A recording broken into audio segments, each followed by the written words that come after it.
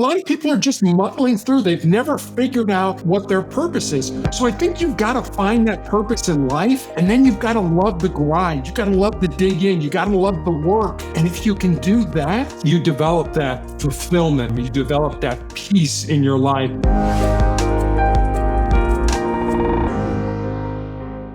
Welcome to another episode of the Create Your Next Breakthrough podcast. I'm your host, Edmund Lee, and today we're going to be interviewing somebody really special. Our guest today is Terry Tucker, and his story is incredible. By combining his 12-year cancer journey with his diverse business, athletic coaching, and hostage negotiating background, Terry shows us what's possible when you refuse to quit. He's written a book called Sustainable Excellence and founded Motivational Check LLC, where he helps people create extraordinary lives. But what I love most about Terry is his approach on how he's taken everything he's learned from his time in law enforcement to working in hospitals to coaching to battling cancer. And he's broken it down into what he calls the 4 truths for living a bold, authentic life. I'm super excited to dive in with Terry today and learn how we can turn life's toughest moments into breakthroughs. Please, everybody, welcome Terry Tucker to the show. Edmund, thanks for having me on. I'm really looking forward to talking with you today. Awesome, Terry. Great to have you aboard. And so, Terry, before we dive in, I got a question for you. You faced some incredible challenges from SWAT negotiations to battling cancer. What was life like before you learned to control your mind? You know, I really have to, I don't want to go back to in the womb, but I really do have to go back to my parents. I have 2 brothers. I have no sisters, and we were all athletes. We all played sports in college. I had one brother who actually played in the National Basketball Association for the Cleveland Cavaliers. And our parents taught us the value of family, of loving each other, of caring for each other, of supporting each other. And it has just been something that I think my brothers and I have taken over the years and given in our lives. Both of my brothers are in high school education. One's the president of a Catholic school. The other's a basketball coach and guidance counselor. And I would say I've had a lot of jobs, but that I was a police officer. But I think that came from our parents of teaching us what's important in life, that it's not about what you get, it's about what you give in life. And I like to think my brothers and I learned that, and now we have passed that on to our families as well. So it was amazing growing up. And I think my parents modeled what a good family, what a good husband and wife should look like. And we've tried to model that in our lives as my brothers and I have grown up. I love that. I love how you're sharing a lot of points there about your brother. Are you the young? So you have 2 brothers. What order? Where do you fall into that? So I'm the oldest. The one who played in the National Basketball Association is the middle one. And then my youngest brother pitched for the University of Notre Dame's baseball team. Interesting. Fascinating. And so I love to, whenever I hear that, I automatically think it's like, okay, it's like, what was it about? It automatically goes back to like, okay, it's the parents, your relationship with your mom and your dad and the role that they played in your life, and then each of your brothers' lives as well. And just being able to see the trajectory in terms of what it took to be able to excel at the highest levels, regardless of whether they went into the NBA or wherever. And so my question is, what was that? Can you share with me what was that like growing up, like being around that type of environment? What role did, this is more a curiosity on my end, but it's like just to know your background. It's just like, what does somebody take to be able to operate at that high level? Like, so what was it like? What role did your dad have in your life? I'm curious. And then also your mom later. Was our hero. I'd say my brother would say that as well. Yeah. So I'm 6'8", and then my youngest brother's 6'7", my middle brother's 6'6", and my dad was 6'5". So we used to joke that we sat behind our family in church growing up. Not a prayer's chance you were going to see anything that was going on, in the front of the church. But our 5'8" mother was the boss. It didn't matter how big, tall, strong we were. Whatever mom said, that's the way it went. Now, dad certainly set the tone for sports. But my mom and dad used to do what I call divide and conquer parenting, where, I'd have a game at 5:00 on Thursday night at this location, and my brother would have a practice at 5:00 on Thursday night at another location. So dad's going with me, mom's going with my brother. It was just constantly back and forth. And we loved that. It was just, my parents were always there if they could to support us. I remember when my dad was dying of cancer, my youngest brother was in high school. And I was working, I was in the corporate headquarters of Wendy's International, the hamburger chain, in their marketing department, but I was living at home helping my mom. And I told my dad, I said, hey, I'm not going to my brother's basketball game tonight. My dad was like, yes, you are. And I'm like, wait a minute. I'm a man. I have my own job. I've graduated from college. What do you mean? No, you're not going to tell me what to do. I'm going to go work out. I haven't worked out in a few days. He said, no, you're going to your brother's game. Your brother knows that I'm dying. He needs you there. He needs your support. You're going to the game. And my dad was right. I was just being a jerk. I was just saying, look at me. I'm important. I'm going to do my own thing. I ended up going to my brother's game because it was the right thing to do. But even as an adult, sometimes I think your parents need to kind of say, hey, Tara, you're kind of on the wrong path. This is where you need to go. And that's amazing that that they had that type of influence. And then they worked. It sounds like they worked together as a team, where they're united. And I love that, because that speaks volumes in terms of the person that you are today. Just speaking with you, it's almost like you give off a vibe, you give off a certain energy where it's just like you're solid, and it's like you have good values. And I'm even looking at your website right now and reading the things that in terms of the different values that you have.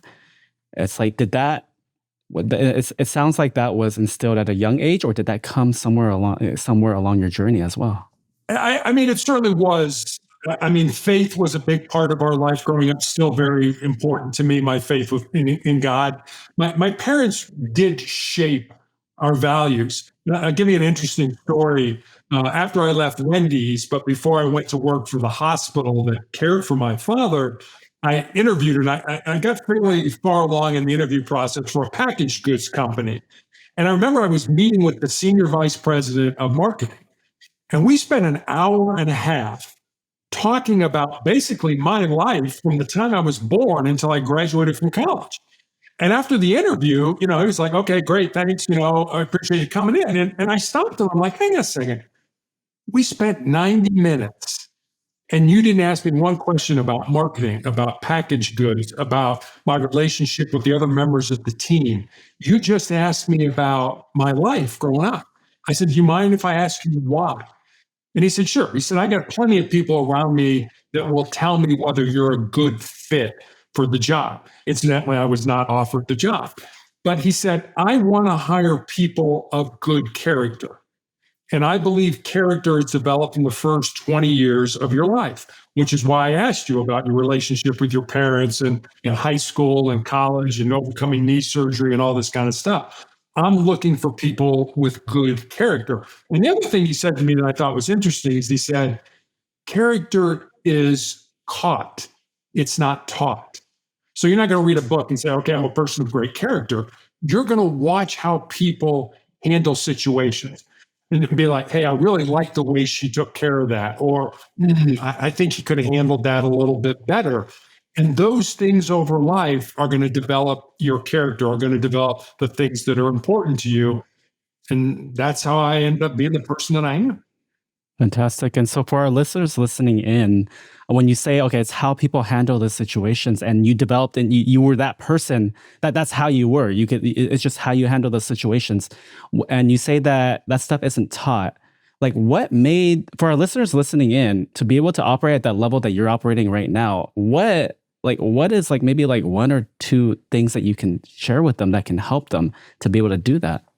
I'd say number one, you got to love the grind. You got to love what you're doing in life. I mean, so many people are just kind of muddling through their lives. They never have thought about what it means to be great at anything.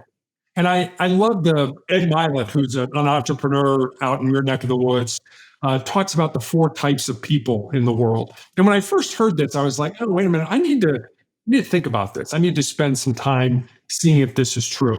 But he talks about these four types. And in the first group he talks about are the unmotivated. And he said that's the vast majority of people that you will encounter in your life. And then the second group he talks about are the motivated, where it's a carrot and stick type of approach to life. If I do this, I will get that. It's kind of low level, but it works for a lot of people to have a very good, successful life. The third group he talks about are the inspirational people. The word inspiration coming from two words, in spirit. So if you're an inspirational person, you move people with your energy. And then the last group he talks about are the aspirational people. People aspire to be like you. And sometimes if I'm doing a presentation with a group, I'll tell that story. And then it'll be like, all right, show my hands. How many people are unmotivated? Nobody raises their hand. Nobody ever thinks they're unmotivated in their life. But when I thought about that, a lot of people are. A lot of people are just muddling through. They've never figured out what their purpose is. So I think you've got to find that purpose in life. And then you've got to love the grind. You've got to love the dig in. You got to love the work. And if you can do that, I think it's something that you develop that fulfillment, you develop that calm, you develop that peace in your life that I'm working my butt off, but I love doing what I'm doing. I love that. And so for the people who, and I'm sure most people won't admit or say that they're unmotivated, but and maybe some of them might not even be aware that they're unmotivated. And that's what that's in past podcasts I've talked about this in terms of these are blind spots and they're not always visible to ourselves, but other people who have been through that, who have been through it and been there, done that, they can see that type of stuff. And so for somebody who might be going through life and maybe they're not really sure about what that purpose is, or maybe they kind of feel like they're kind of moving around a little bit, whether they're in the unmotivated or they're motivated with the carrot and stick. Like what is like for somebody in that stage? Somebody in that stage, what is it that they can? Is there anything that they can do at that point in time to be able to like flip that switch on? I think so, and I think if you remember nothing else other than what I say right now, I think this is an incredibly important point. It's more important who you work with and who you work for than it is the work that you do. Find people in your life that care about you, that are willing to invest in you, that want to see you be successful in your life. Hitch your wagon to those people and climb your mountains together. I mean, we never, and I think you would agree with this. I mean, you've been an entrepreneur, you've done all kinds of things in your life. Nobody does success in a vacuum. It's not like I did all this stuff and I don't owe anybody anything. I owe a lot of people for my success, for where I am in life. We talked about my parents, my brothers, and things like that. I owe a lot of those people. But you've got to surround yourself with good people. And if you do that, you will pick up the good habits that those people have, and you will be good. But the opposite of that is true. I mean, if you're hanging around people that it's all about drama, it's all about them, they don't care about other people, then that's the kind of person you'll end up being. So hang around with people who want to invest in you and see where they go and go with them. That's beautiful, Terry. That is beautiful. And that's a golden nugget right there.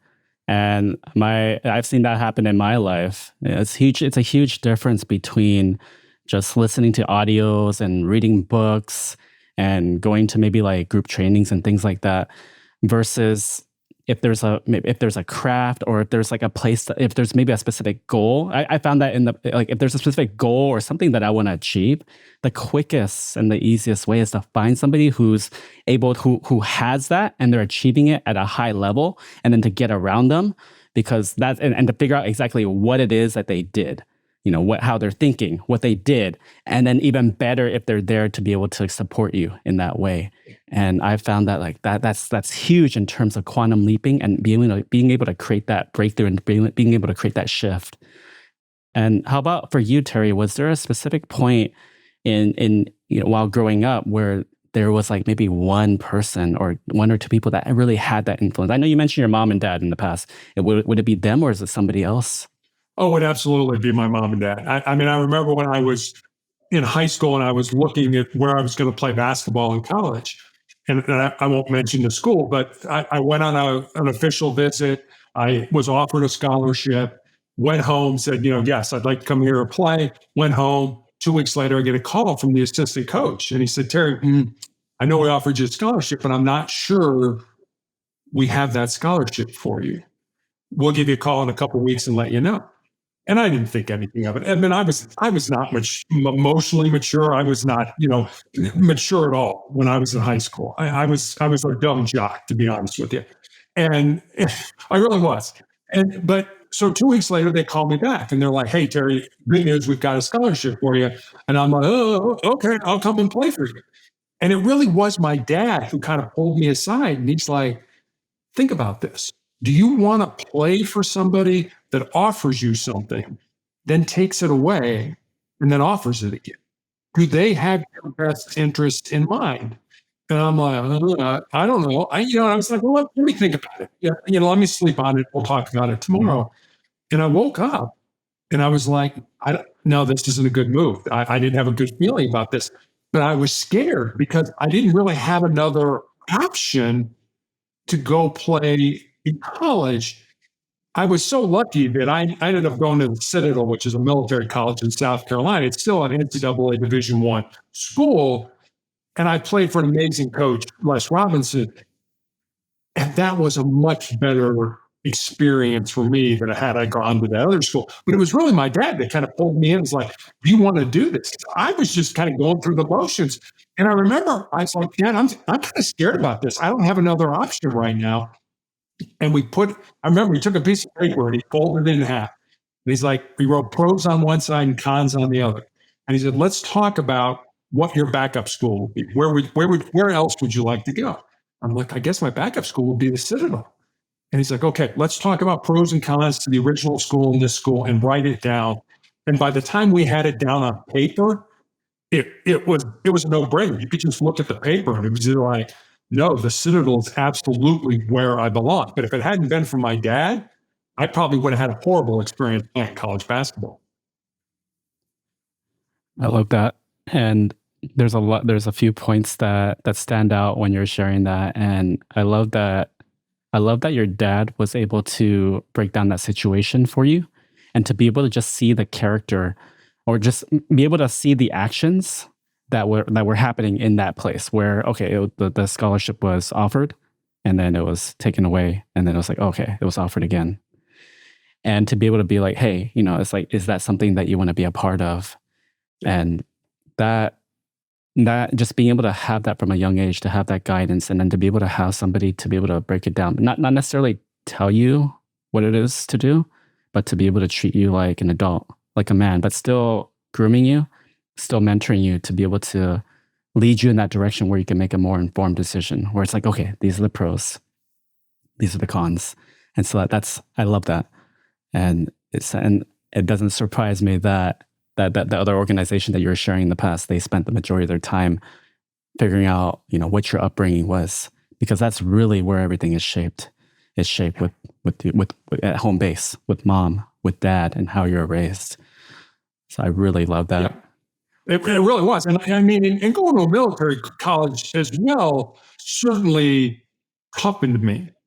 I mean, I had never been away from college. I'm 1,000 miles from home. My head's shaved. I'm marching around in the South Carolina heat. It's 98 degrees and 90% humidity, and you're sweating in the shower, and it's like, oh my god, are you kidding me?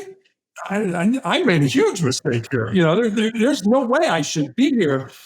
And honestly, Edmund, I was getting ready to quit. I was going to give up a full scholarship because I was uncomfortable. Mhm. And I mentioned I have a very strong faith in God, and I think God really kind of steered me in this situation. I was literally walking over to quit. I'd never quit anything in my life. I was going to quit and give up on this scholarship, say I'm going home. And I thought, you know what? I'm going to see if I got any mail. So I stopped by the student union, Mark Clark Hall, and I had a 7-page handwritten letter from my father. And I took that into the field house, up into the rafters, kind of in the nosebleed section, and I tore it open and I started reading it. And it was, I love you. I'm proud of you, but you basically need to pull your head out of your butt, is basically what he told me. He's like, you've called home 7 times and not once have you asked about anybody here.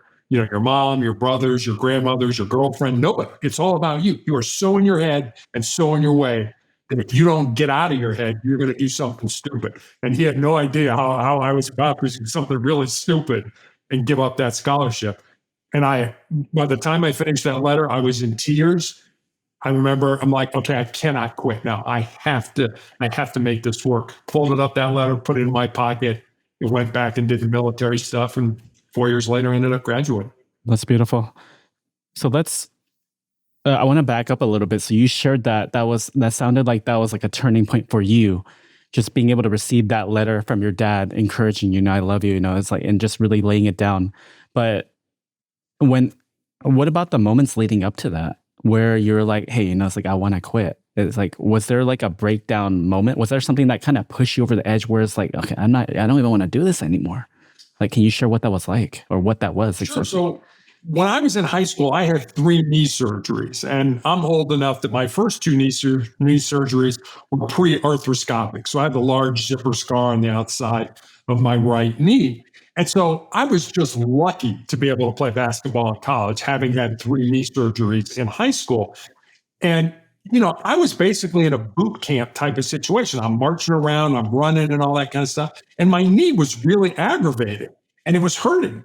And that physical pain was basically my mind telling me, hey, this is ridiculous. Knock this off. You need to quit. You need to give up. This hurts. You're going to end up hurting yourself. And I was, again, as my dad said, you're in your head. You are so in your way that it led me to the point where literally, like I said, I was getting ready to quit. I was giving up a full college scholarship. I mean, I still today, 40 years later, I can't even fathom doing something that stupid. But I was willing to do it because my brain was telling me I was physically hurting and it was telling me to stop and quit and get away from this. So obviously your brain was doing that a lot then. And then what was the turning point? Was it the letter? Because that's a letter where your dad's giving you those encouraging words. But at the end of the day, you still got to control your brain, and you're somebody who's still at a fairly young age. And so what was it that you did at that point in time to be able to, like, it's like that's a letter, but what did you do to make the switch to control your brain to be able to direct it the way you want? I guess in a nutshell, embrace the suck. This is terrible. It's lousy. It's uncomfortable, but it will eventually end, and it will make me a better man. It will make me a better human being, and it absolutely did. I needed to go to the Citadel. I needed that kind of yelling and screaming and, come on, Terry. I mean, I'd never been away from home other than like basketball camps in the summer for a week or something like that. And here I was in a strange city, 1,000 miles from anybody who cared about me or loved me. And it was like, you know what, Terry, you can't rely on mom and dad anymore. You can't rely on your brothers or your grandparents or your girlfriend. Or you've got to rely on you. You've got to be your own man. You've got to develop as a human being and as a leader. And that's one of the things the Citadel taught me, and something I absolutely needed to have at that point in my life. So for people who might not have had that experience, who maybe don't have that military experience or that like disciplinary experience where it's just like where it's just on you, like how can those people, like what can those people do to be able to maybe adopt some of those beliefs or to get that grit or get that toughness that you got from going through that experience? Yeah, and I'll offer this to your audience, and I do this every day of my life. So I'm not offering you something that I don't do. Every day, do something that scares you, that makes you nervous, that makes you uncomfortable, that's potentially embarrassing. It doesn't have to be a big thing, but if you do those small things every day, when the big disasters in life hit us, and they hit all of us, we lose somebody close to us, we unexpectedly get let go from our job, we find out we have a chronic or a terminal illness, you will be so much more resilient to handle those things than those people that just stay in their comfort zone. I lived my entire life in my comfort zone. I mean, I worked very hard to get back after my knee surgery. So I did step out in that regard, but I never wanted for anything. I never had to work that hard. I mean, I had food on the table, clothes on my back, went to a great high school and had parents that loved me, cared about me. I never had to worry about things that probably some people in your audience, they're worried about their next meal. They're worried about getting let go from their job or their kid's illness or whatever it is. Do difficult things every day and you will be much more resilient. It's not, like I said, it's not hard. You don't have to do anything major, but like take a cold shower, after your regular shower. I hate the dentist. The other day I called and made my 6-month dentist appointment. You're like, well, that's not a big deal. If you hated the dentist as much as I did, that would be a big deal. But it's those little things that you don't want to do. Do those things, and you will get to that point of being resilient, having grit. That's what I love about what you're sharing right now. It's you're not just speaking it or you're not just sharing it, but you're actually living it and you're doing it every single day. Yeah, I mean, if you can't walk the walk and talk the talk, it's hard to be credible with people. I mean, you sort of got to show yourself warts and all. It's like, look, I've made these mistakes. I'm going to share them with you. So hopefully you don't have to make them, or you can learn something from them and things like that. And that's really why I do this, why I go on podcasts. And, I don't want everybody. I mean, you're looking at me right now. I mean, there's no S on my chest. I do not have a cape and fly around with magical powers. I have those bad days even now, dealing with cancer and things like that. So how can I do those hard things every day to make me more resilient when I have to go for my cancer treatments and things like that? You mentioned going on these podcasts. When you go on these podcasts, Terry, what's the main thing that you want to share with people, whether it's when you go on each of these podcasts? Yeah, I mean, the podcasts were so new to me. I started a speaking business based on my cancer journey and the other things in my life, and then COVID hit, and nobody was doing anything. Everything shut down, whether it was virtual or in person. And I had a friend reach out and he said, "Hey, would you like to be a guest on my podcast?" I said, "Sure." "What's a podcast?" I had absolutely no idea what a podcast was. And he explained it to me. And Edmund, I was horrible at my first podcast. I had Post-it notes all around the camera. And he would ask me a question and I would lean in and I'd read one of the Post-it notes to answer the question. Provided no value whatsoever to the audience.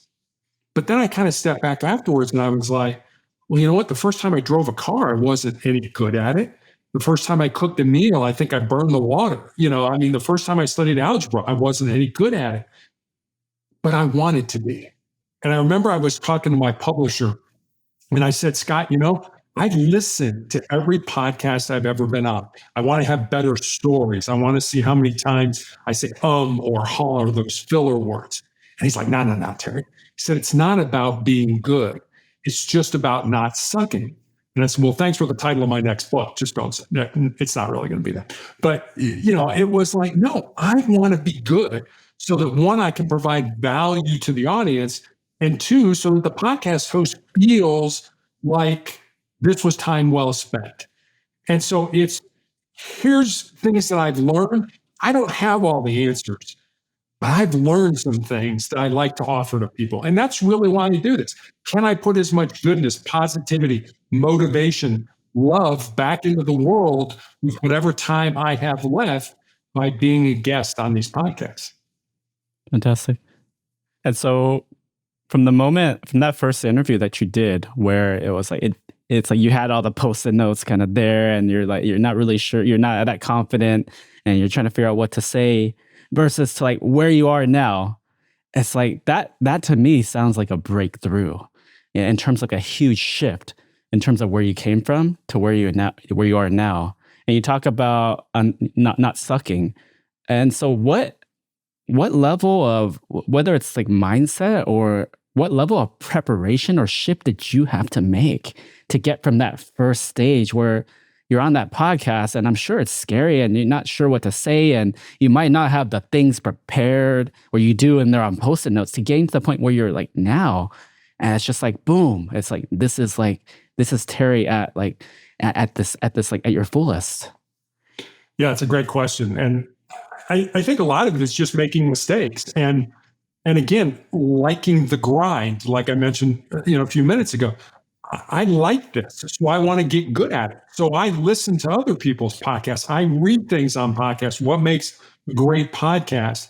And one of the things I heard, and I don't remember, several years ago, was never make a point without telling a story, and never tell a story without making a point. So if I told your audience, 4 things, here are 4 things that'll make you resilient. They might remember 1 or 2 of them. But if I told you those 4 things and I gave you a story with each one of those things, there's a much greater chance you would remember all four of them based on the story. Our minds are just programmed that way. We like stories. We remember things. We learn things through stories. If you just, I mean, I don't know how you were, but when I was in school, it was like, if you just, wrote stuff on the board and lectured, I was half asleep. But if you lectured and then gave me a story about how that applied, I'd be like, yeah, okay, I can remember that. So it was coming up with these good stories. It was reading books. I love to read, and oh, that's a great story. I'm going to use that. Or, oh, I don't like that story. I've got a better story now, and things like that. So it's constantly tweaking what I do to want to be as good as I can. One thing that stands out is especially when you talk, because you come from a family of athletes, and then you're on podcasts with other athletes as well. And then I just see the level of like physicality and the energy and just like the level of excitement and just like, and it's just like, man, were you always like that? About things that I was passionate about? Yeah. And this is my purpose now. I mean, everybody's, follow your passion. I would say you don't follow your passion, but bring it with you wherever you go. Follow your purpose. And I think a lot of times in life, we think our purpose is a singular thing. And at least in my life, I think purpose has been plural. There have been purposes in my life. When I was young, I really felt my purpose was to be an athlete. And despite all the jobs that I've had, I really felt my purpose was to be in law enforcement. And now, as I said, as I'm probably coming towards the end of my life, I think my purpose has shifted again to, again, put as much goodness, positivity, motivation, love into the world. And we always would love it if our purpose could align with our job or our occupation. And that would be great if it could. But if it doesn't, it's okay. I mean, your job could be over here. It's what you do to pay the bills, but your purpose is over here to be a podcast host or to paint or to write or to be an activist or whatever it is that you feel is in your heart. So this is my purpose. So I want to be good at it. And it gives me energy. Even when I have cancer treatments, when I do podcasts, my wife and I, we not constantly, but occasionally go at it. She'll be like, you need to rest. You need to get your blood counts up and stuff like that. And my response is always something sarcastic, like, I get plenty of rest when I'm dead. This gives me energy. Now, this allows me, no matter how bad I'm feeling, to try to make a difference in another person's life. And that gives me that energy. Because this podcast is called Create Your Next Breakthrough. Our audiences, they're tuning in for a variety of reasons. Some are related, some are tuning in for health. Some are tuning in because of relationships. Some are tuning in because of money or something financial. And so you talk about cancer, and like I'm big on health because in the past I had my own health stuff that I was dealing with, where I was in a lot of physical pain, and that for me that was like one of the biggest breakdown moments of my life. But from that, I was able to break through and create something better in my life where I could serve more people. And so my question is, what was that like? I don't really like to go back in the past, but I want to be able to get an idea of what that moment was like, that kind of like that breakdown moment. Because I would imagine to receive that type of news, that is a breakdown moment to some degree, isn't it, Terry? Oh, absolutely. I mean, I watched my father die of end-stage breast cancer and had made a commitment, to, I'm going to exercise, I'm going to eat right, I'm not going to abuse alcohol. I've done everything that we know to keep myself healthy. And here I am, a 51-year-old high school basketball coach, and I have a callus break open on the bottom of my left foot, right below my third toe. And initially, I don't think much of it because as a coach, you're on your feet a lot. But after a few weeks of it not healing, I went to see a podiatrist, a foot doctor friend of mine. And he takes an x-ray and he's like, I think you got a cyst in there and I can cut it out. And he does. And he shows it to me. It's just a little gelatin sac with some white fat in it. No dark spots, no blood, nothing that gives either one of us concern. But fortunately or unfortunately, he sends it off to pathology. And then 2 weeks later, I get that call from him. And as I mentioned, he's a friend of mine.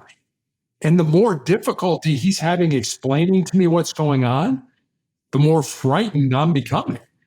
Until finally, he just lays it out.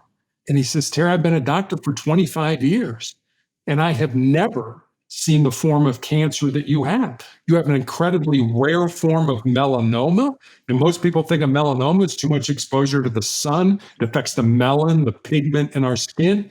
Mine has nothing to do with sun exposure. It's a rare form that appears on the bottom of the feet and the palms of the hands. And because my cancer was so unique, he recommended I go to MD Anderson Cancer Center in Houston and be treated. And so I did. I had the bottom of my foot excised. I had all the lymph nodes in my groin taken out. And then I was told that more than likely I'd be dead in 2 years. And I thought, well, you gave me a death sentence. Maybe I can turn that death sentence into a life sentence. And that's what I've been trying to do for the last 12 years.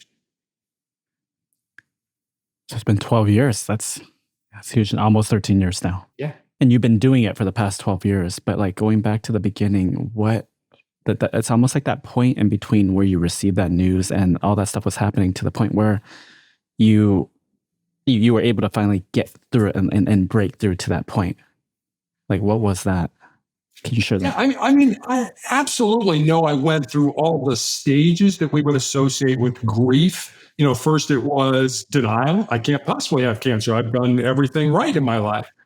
And then it was anger. I can't possibly have cancer. I've done everything right in my life.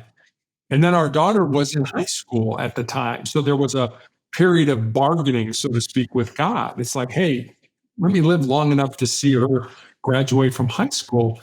And then I absolutely got down, got depressed. But then I just came out the other end and said, okay, this sucks. I do not like the cards that I've been dealt, but I'm going to have to embrace this suck. And I think you need to find meaning in your misery, to be honest with you. And I've learned a lot about myself, about life, by basically having cancer. And I've had a great life up to having cancer, but I think I've done more living in the 12 years I've been dying of cancer than I've done in my entire life. And like I said, I had a pretty good life before I had cancer. So it's really I guess two things that I will offer the audience. Number one, I don't think you truly know who you are. You don't know yourself until you've been tested by some form of adversity in your life, whatever that looks like. It doesn't have to be cancer. And secondly, and this may sound kind of weird, but cancer has made me a better human being. It's made me understand what's important in life. And I've been asked if you could live your life over again without cancer, without having your foot amputated, without having your leg amputated, without currently having tumors in your lungs, would you do it? And honestly, Edmund, I don't think I would, because cancer has made me a better human being. It's made me the man I want to be, and it's given me the opportunity to help so many people along this 12-year journey. You have a daughter, and it's almost like what lesson, like, on this path, how have you raised her? How have you raised her? How have you communicated to her? Because obviously she's going through certain things, being, seeing, because you went through it with your own dad as well. And then now here's your daughter going through it with you. It's like, what do you do? Like, what are you doing to be able to to help her through that, or to be able to communicate with her? Yeah, it's, when, as I mentioned, I have no sisters. So when my wife was pregnant, we went to the OBGYN and like, do you want to know what the sex of the baby is? And we were like, sure. And the doctor was like, you should buy pink. I was like, oh, no. You need to keep it in there until it's done. I have no idea how to raise a girl or to deal with that. But my daughter and I are probably as close as any parent and child are. She's a graduate of the United States Air Force Academy. She's an officer in the new branch of the military, the Space Force. But I'll tell you a story. It's a true story. So when I had all the lymph nodes in my groin removed, we didn't live very far from the hospital. And I had 40 staples that basically went from my thigh through my groin and up into my abdomen. And I was offered pain medication for the ride home. And I don't like taking medicine, so I declined it. But I got home and I needed to get in 3 stairs from the garage into the house. And then I needed to get about 7 stairs to a landing and then 7 more steps upstairs to the bedroom. And My groin felt like it was on fire. It was just burning because of those staples and the fact that I was stupid enough not to take the pain medication before I went home. And I remember saying to my wife and daughter, I got to the landing and I'm like, I can't make it up these next 7 steps. I am in so much pain. And my daughter, and I may get emotional on this, my daughter was like, no, Dad, you're not sitting down. Because she knew. I mean, I'm 6'8", 240 pounds. If I sit down, you're not going to get me back up. So it's like, you can't sit down. So she grabbed me by my shirt like this. And my wife basically was pushing from the back. And the two of them got me up those last 7 stairs and into the bedroom. And I always think about that. It's like, who in your life are you pushing and pulling towards their goals? Or who is pushing and pulling you toward your goal? I mean, for me, it was my wife and daughter. And if it hadn't been for them, I don't know what would have happened. I'd have to call the fire department to get me up or something like that. But it was, she is an amazing young woman. I mean, she's married, lives in Florida now and that, but we are still closer. And I mean, my family is, my wife and daughter are the best things that have ever happened to me. And I would not be here today if it hadn't been for them, and a lot of times carrying me during this 12-year battle of cancer. And it sounds like you have an amazing relationship with both your wife and then your daughter. But to hear that type of support that they both give you, that's rooted in something else. That's rooted in who you are. The fact that you're supporting them, you're encouraging them, you're giving to both of them. Otherwise, they're not going to have that type of love. They're not going to have that capacity within them to be able to return that back to you, be able to give you that support. And so that speaks testaments to the type of person that you are as well. Well, thank you. What would you say made the biggest difference for you to be able to have this type of family dynamic where it's so supportive for each other? What did you do? I think it's, I am not a surface kind of individual.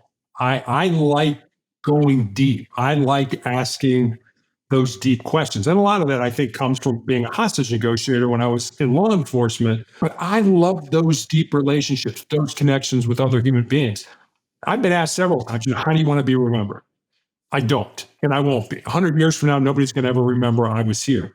But what I want while I'm alive, what I want while I'm still here, is to have those deep relationships with people. And a lot of that is asking those how and what questions. How do you feel about that? What made you do that? And then, I mean, you obviously know I can talk your ear off, but I'm also very good at listening, not only to what's being said, but also to what's not being said. Yeah, you definitely have that talent as well. And was that developed, or were you born with that?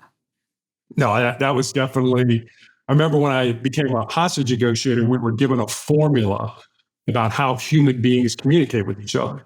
And the formula was 73855.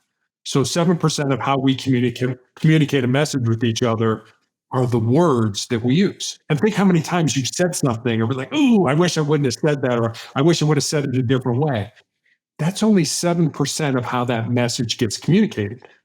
38% is the tone of voice that we use with that message. Are we down and sullen? Are we real excited?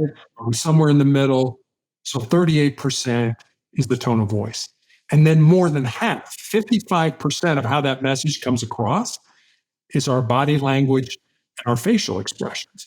And we were given that formula because they wanted us to understand that if I was negotiating with somebody that was barricaded with a gun, I was not in the room with that person. I was a lot of times either on the outside of the door or sometimes several blocks away talking on the phone. So I didn't have the luxury of that 55%. I didn't have the luxury of, for example, negotiating with you, Edmund, and saying something and see you kind of rolling your eyes like, oh, what an idiot. I can't believe he asked me that. So we had to get good at figuring things out, certainly based on what people were saying, but also what they weren't saying and how they were saying. What did you do? What was your level of preparation to actually be able to absorb all that? Yeah, I mean, we practiced a lot. We would do scenario based. There's all kinds of stuff in the news about different hostage scenarios, and we had a psychologist that worked with us. And where we learned was in the debrief. We would do a we okay, let's practice. You be the hostage taker, whatever the scenario was, and then afterwards it was the debrief. So the psychologist might say to you, "Did you ever think that person might have been schizophrenic and off their medicine?" Oh no, that never occurred to me. So that's how you learn this stuff. But a lot of times, I mean, we would get on scene, had no idea why we were there. What precipitated this? What made this person do that? So we used to start out with what we call tactical empathy. I think you can get rid of the word tactical and just talk about empathy. Edmund, help me to understand where you're coming from. Help me to understand what's going on here. And the important word there is understand, not agree. I mean, if you were a homicide suspect that just murdered 3 people, I wasn't going to say, "Oh, yeah, I totally understand why you did that." But I needed to understand, because understanding leads to trust, and trust leads me to a point where I can hopefully get you out safely. And one of the things two things that we used to do, we were always curious. So whatever you said, it would be, "Oh, you don't think you can do that?" So you would kind of have that. "You don't think you can do that?" And then the other thing is, we used how and what questions. We stayed away from why questions, because why questions sound accusatory. "Well, Edmund, why'd you wear that shirt today?" "Oh, wait a minute. Does he not like the shirt that I'm wearing today?" I can get to the same answer with something like, "Edmund, what made you decide to wear that today?" A little less intrusive, a little less, kind of in your face. So, how and what questions were things that we used all the time. And we used a lot of silence, because we don't like silence as human beings. We want to fill that silence. So, if you would talk, I might parrot it back to you, almost exactly what you said, and then be quiet, because we don't like silence. You'll start filling that silence. And I guess I'll end with this. The way we used to do this, how we described it, when we were growing up, we all would go to the park and play on the teeter totter or the seesaw, whatever you called it. When we started negotiating with somebody, it was that exact same thing. Their emotional brain was way up in the air, and their rational brain was way down on the ground. And over time, by asking those how and what questions and things like that, we would get to that teeter totter, hopefully, to an equilibrium where they would burn off a lot of that emotional energy. And then again, over more time, you would hopefully get to the point where their rational brain was up in the air and their emotional brain was down on the ground. And that's the time we're starting to talk about putting the gun down, letting the hostages go, coming out. When they're yelling and screaming and all hyped up, we're not talking about solutions. We're just letting them burn it off, trying to figure out why they're there and what's going on, and getting to a point where they've calmed down a little bit. And now we're dealing with a rational brain. And the last thing I'll say, and I think I said that before, the last thing I'll say is this: we never lied to people. People would say to us all the time, "Hey, I'll put the gun down and come out, but you got to promise me I'm not going to go to jail." And we would have to say, "I'm sorry, when you do come out, you are going to go to jail." And then we would try to deflect the conversation to something more palatable. And the reason we did that, and this happened several times, where whatever got them going, a year from now, 2 years from now, 3 years from now, that event or that person was still around and pushing their buttons. And now, 3 years later, we're back negotiating with this person again, because it was their mother and they had a huge fight with their mother. And now they grabbed a gun and they're barricaded again. And if they ever felt that we lied to them, we had lost that trust. And so there was no way I was going to be able to negotiate with them if they felt I lied. You're going to have to bring in another negotiator and start the process all over again. So we didn't lie to people just because it was in our advantage. We didn't want to end up negotiating with them 2 years from now and have to bring in somebody new. What you just shared right there about not lying, and it's like you're being straightforward with them, and how at any point in time, even in the future, it's like you didn't know if you would still have to negotiate with them again. It's even if you did lie, it's like there is, just from working with people, it's almost like that. If somebody has lied in the past, it's like it's still like a part of you that kind of has that level of doubt as well. Yeah, we don't trust people. I mean, if you're going to lie to me, if we can't be honest with each other, it's just not worth lying to people in a negotiation, whether it's a business negotiation, whether it's a personal negotiation. I mean, think about the relationships you have in your life, parent child, with your spouse or significant other, with your boss. If you ever felt those people were not honest with you, it wrecks that whole relationship.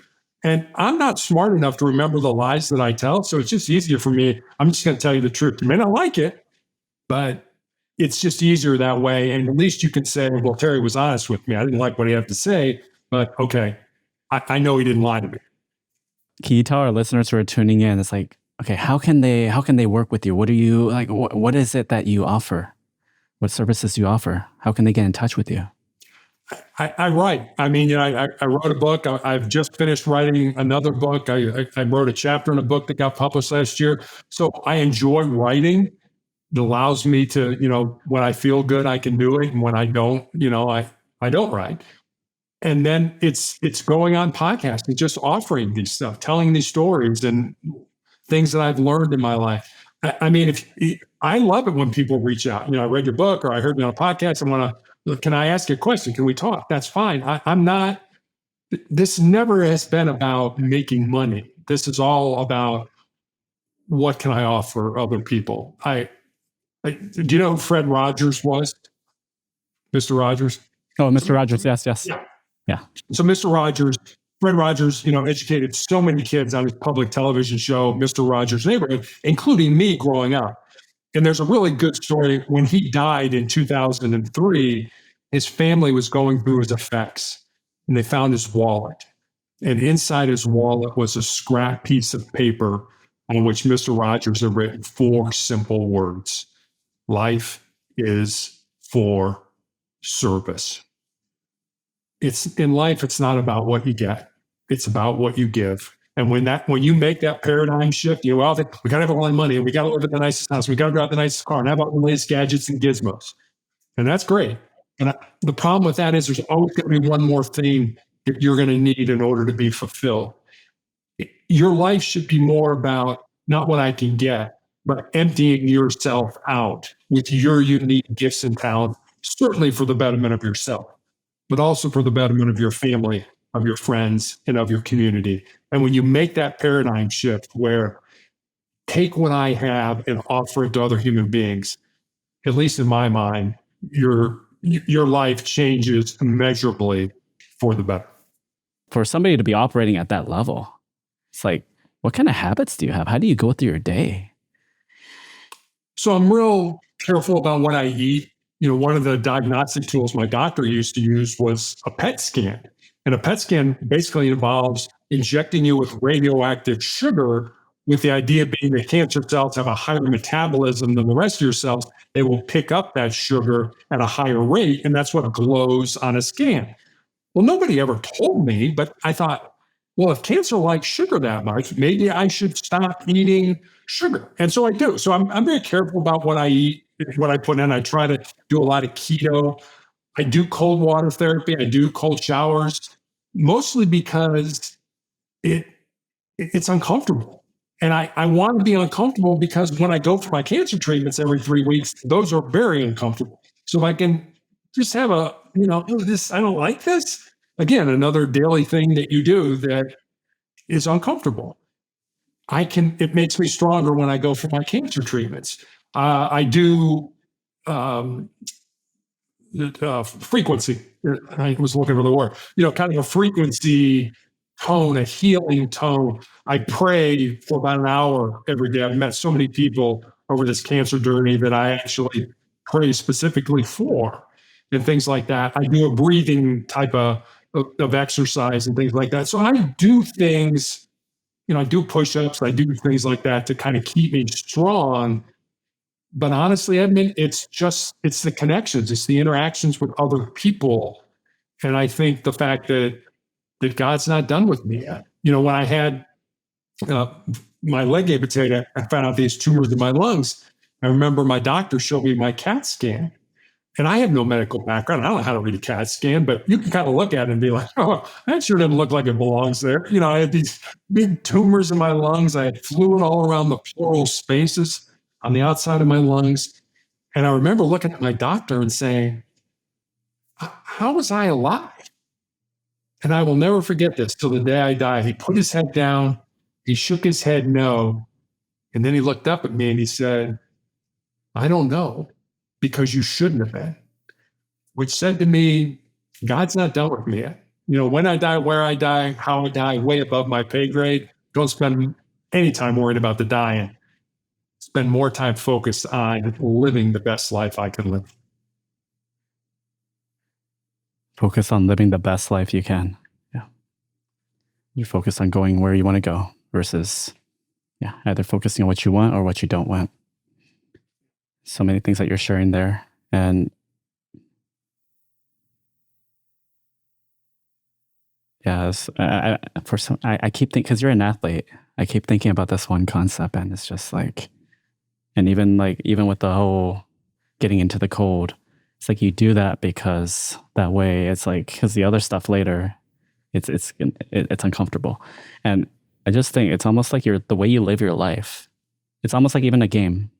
It's like the way, I'm sure you did this. It's like athletes. It's like approach practice the exact way that you approach the game. So practice exactly the way that you're going to perform.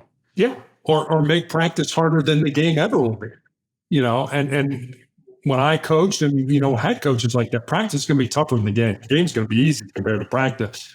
And that's what this is about. Not for the sake of just being difficult, but for the sake of, I hurt. This is uncomfortable. I don't like it. And my brain said me, stop, quit, give up. And I know that's not the answer. The answer is push through, keep going. And by doing uncomfortable things outside of my treatments, it allows me when it does hurt. And Edmund, don't get me wrong. When I have treatment, I cry, I get down, I feel sorry for myself. I'm throwing up, I'm shaking, I'm doing all that kind of stuff. And one of the things my nurses will tell you is the reason we love you so much is that you just keep coming back. You never quit. I hope I'm setting an example that other people can model. Be like, you don't have to quit. I know it hurts, but you can get through it. So Terry, what do you got upcoming in the horizon? Any projects or anything like that? Yeah, I just finished a second book. It's out with the people that are really good friends of mine that love me enough to be brutally honest when they read it. It's like, you need to change this, or I need those people. We all need those people in our lives that love us enough that are willing to tell us the truth. And so I've got that. And so let me backtrack a little bit. You got a second book, but you also have a first book. Can you tell our audience what the name of your first book is and what it's about?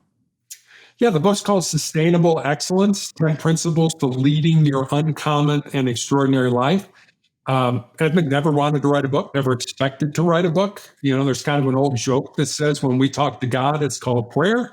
When God talks to us, it's called schizophrenia. So, God never said, Terry, hey, write a book. But I think what God did was put enough people in my path that started to make the same suggestion. Terry, you should write a book. Terry, you should write a book. And I think now I'm old enough and mature enough that I pay attention when those things happen in my life. And the book it's really a book born out of two conversations I had. One was with a former player that I had coached in high school when I was coaching girls' high school basketball, who had moved to the area in Colorado where my wife and I lived with her fiance. And the four of us had dinner one night. And I remember saying to her after dinner that I was excited that she was living close and I could watch her find and live her purpose. She got real quiet for a while. And then she looked at me and she said, well, Coach, what do you think my purpose is? I said, I have absolutely no idea what your purpose is, but that's what your life should be about. Finding the reason you were put on the face of this earth. And there is a reason, using your unique gifts and talents and living that reason. So that was one conversation. And then I had a young man in college who reached out to me on social media, and he asked me what I thought were the most important things that he should learn, not to just be successful in his job or in business, but to be successful in life. And I didn't want to give him the, get up early, work hard, help. I didn't want to give him sort of the cliches that we all know. So I spent some time, was taking some notes, kind of came up with these 10 thoughts. these 10 ideas, these 10 principles. And so I sent them to him. And then I stepped back and I was like, well, I got a life story that fits underneath this principle, or I know somebody whose life emulates that principle. So literally during the 4 to 5 month period where I was healing after I had my leg amputated, I sat down at the computer every day and I built stories, and they're real stories about real people underneath each of the 10 principles. That's how sustainable excellence came to be. And the name of the book again is? Sustainable Excellence, 10 Principles to Leading Your Uncommon and Extraordinary Life. Fantastic. And what's the name of your second book, Terry? 4 Truths and a Lie. 4 Truths and a Lie. Tell us a little bit more about that. A preview, if you can give us a preview ahead of time. I talk a lot on podcasts about my 4 truths, and the 4 truths are: control your mind, or your mind is going to control you. Embrace the pain and the difficulty we all experience in life, and use that pain and difficulty to make you stronger. Number 3 is more of a legacy type of truth, and it's what you leave behind is what you weave in the hearts of other people. And then the 4th truth, I think, is pretty self-explanatory. As long as you don't quit, you can never be defeated. So I have a lot of stories around all of those truths. And when I wrote Sustainable Excellence, it was a book about success, about how I thought people could be successful, whether I'm right or not. I think I am, but other people may have a different take on it. But as soon as I finished writing that, I always felt I wanted to write another book that also was about a word that started with the letter S, and that was significance. Success is what we do for ourselves. Significance is what we do or what we are for other people. And so the 4 truths are what I just gave you. And then the lie is how we determine our worth or our value in life. And so it's just broken up into, here's the truths and here are a bunch of stories underneath each of them. And when I first started, I'm like, man, this is terrible. And now I'm to the point where it's a whole lot better, and I'm real excited about it. So I have a website called Motivational Check. Every day I put up a thought for the day. You can get access to my social medias there. You can leave me a message. That's all at motivationalcheck.com. Any social media handles or the website mainly? Go to the website. All my social media handles are on the website: LinkedIn, Facebook, Twitter, YouTube. I got them all. For a guy who's old and doesn't do social media, I got them all. So. Cool. And so, Terry, from your experience, what's that one mindset shift that could really help someone start creating real change in their life? So I'll give you a quote from another one of my authors that I absolutely love, Mark Twain. And Twain said, the 2 most important days of our lives are the day we're born and the day we figure out why. Figure out why you were born. There's a reason you were put on the face of this earth. It's not just to kind of haphazard your way through life and die. Find the reason you were put here and live that reason. And I promise you, it may not always be easy, but it'll be one heck of a ride. And there you have it, everyone.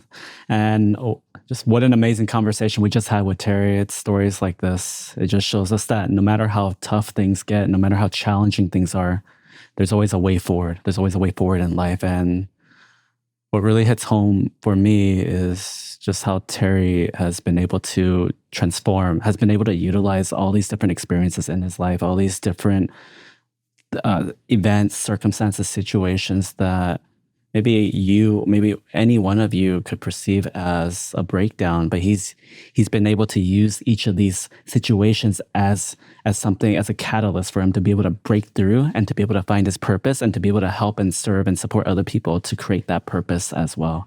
I want to thank you, Terry, for coming on this podcast today and just sharing with me, but also sharing with our audience as well, all these golden nuggets from your life that they can be able to apply in theirs, to be able to create that same type of change, to be able to create that same type of transformation. Well, Edmund, thanks for having me on. I really enjoyed talking with you. I enjoyed talking with you too, Terry. And to all our listeners, just remember, wherever you are right now, whether you're dealing with health issues, career challenges, or career stuff, or just feeling stuck, just know that breakthroughs are possible. And Sometimes it just starts with just deciding that, as long as you don't quit, you can't be defeated. And until next time, this has been your host, Edmund Lee. Thanks for tuning in, everybody, and I'll catch you in the next one. And here's a special bonus gift for our listeners. We're all about getting you into alignment so you can live a life that you love. It's a breathwork meditation that I highly suggest that you do. Go through it, experience it, and share with me the results. You can access it at www.createyournextbreakthrough.com, or you can check it out in the description below. This has been your host, Edmund. Thanks for tuning in, and I'll catch you in the next one.